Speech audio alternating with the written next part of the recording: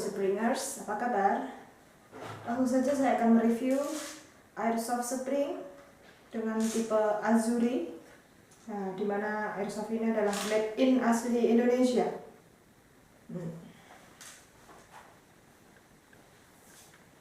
Made in Indonesia dengan tipe AZ728V. Ya.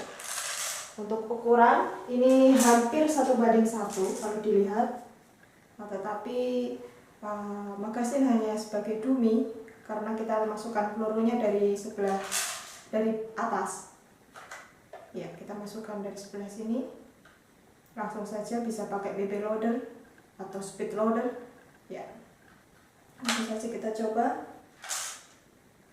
untuk melihat kecepatan atau power dari spring ini, yang mana spring ini termasuk yang paling kencang untuk saat ini, untuk yang masih dalam produksi saat ini. Oke, langsung saja.